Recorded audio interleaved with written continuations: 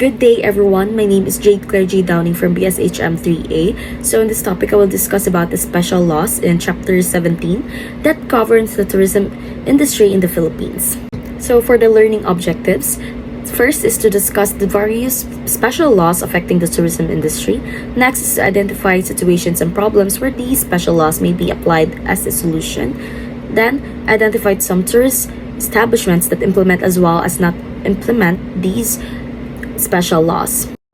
For the topic outline, first is the Senior Citizen Law, Laws and Security or Anti-Tourism Law, Consumer Act of the Philippines, Republic Act of 7394 from April 13, 1992, then Cultural Minorities, Protected Areas, Wildlife and Heritage and Cultural Representations, Law on Intellectual Property Rights, Anti-Child Abuse Law, Anti-Prostitution Law, Anti-Pornography Law, Anti-Hijacking Law, Dangerous Drugs Law, Anti-Smoking Law, Anti-Smuggling Law, Law on Violence Against Women and Children, Laws on Human Trafficking, the United Nations Convention on the Rights of the Child, International Law on Tourism, Health Tourism, and Tourism Research.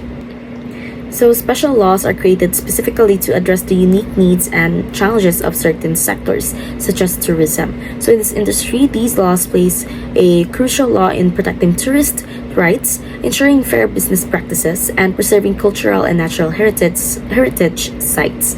So, since tourism depends on sustainability, safety, and fairness, these laws help maintain responsible operations and safeguard resources for future generations by regulating everything from environmental protection to service standards. Special tourism laws ensure that both visitors and local communities benefit from a well-managed and ethical tourism industry.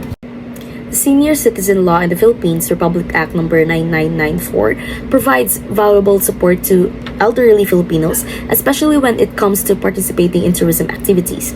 Under this law, senior citizens aged 60 and above are entitled to a 20% discount and VAT exemption on a wide range of goods and services, including transportation, hotel accommodations, restaurants, recreation centers, and even entrance fees to cultural or leisure sites. This makes travel and leisure more accessible and affordable for them.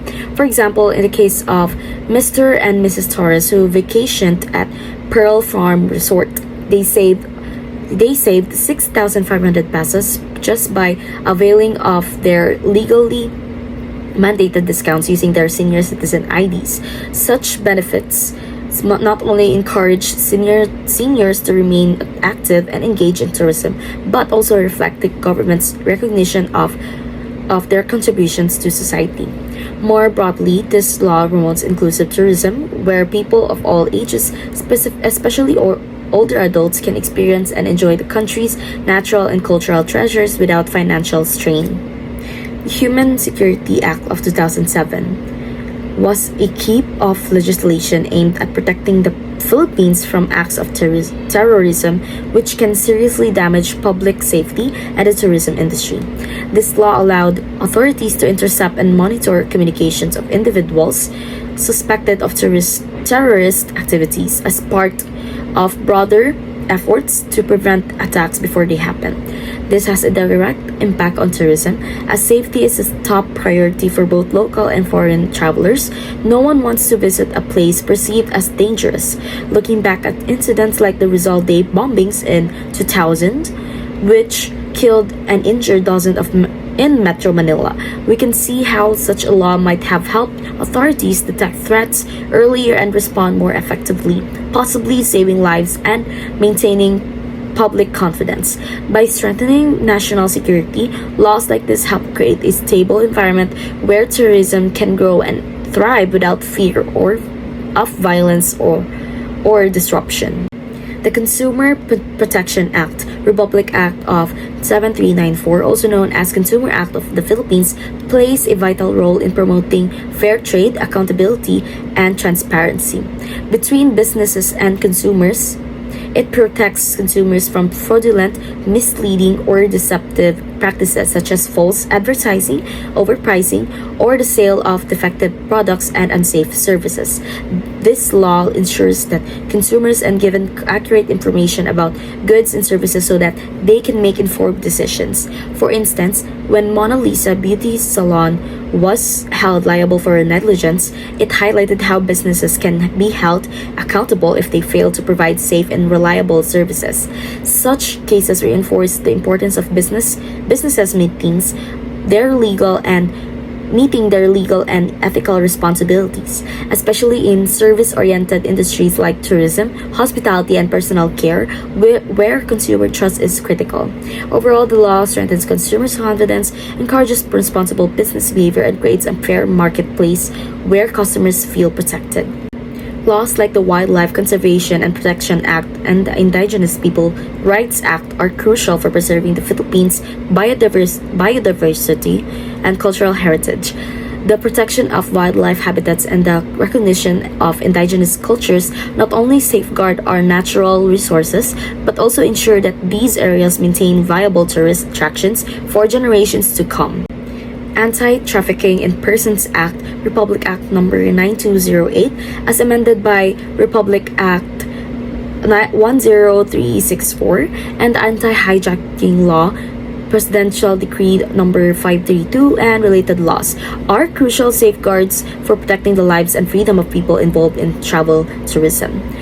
The anti-trafficking law is designed to prevent and punish human trafficking, including the intersect with the tourism sector, especially in areas with weak regulation.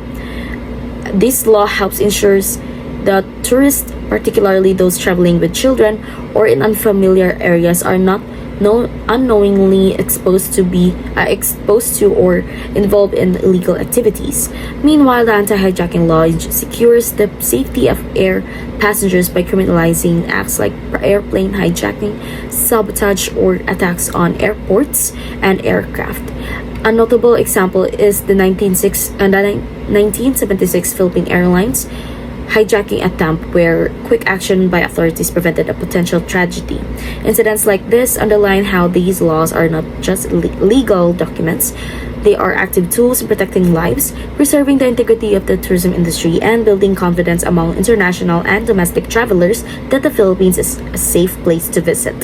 The Philippines is increasingly recognized as a health tourism destination, attracting foreigner visitors who seek affordable yet high-quality medical treatments, surgeries, dental care, and wellness services like spa and detox programs.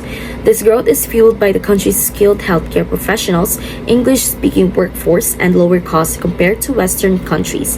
To encourage the booming sector, the Philippine government offers tax incentives and reduced tariffs on imported medical equipment for Department of Health accredited hospitals and clinics that cater to medical tourists.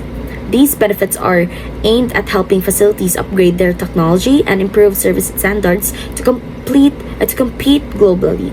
However, this case of Vikesh Manel, a tourist who allegedly received substandard care at a non-accredited facility, highlights the risk of choosing unverified providers.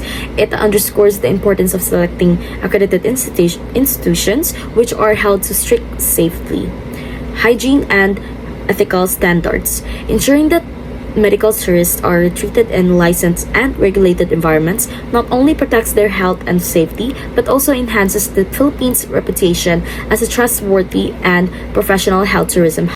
Intellectual property laws, like Republic Act 8293, protect the creative works, brand identities, and cultural assets of tourism businesses. For example, trademarks ensure that no one can use a brand's logo or name without permission, preventing confusion and ensuring authenticity.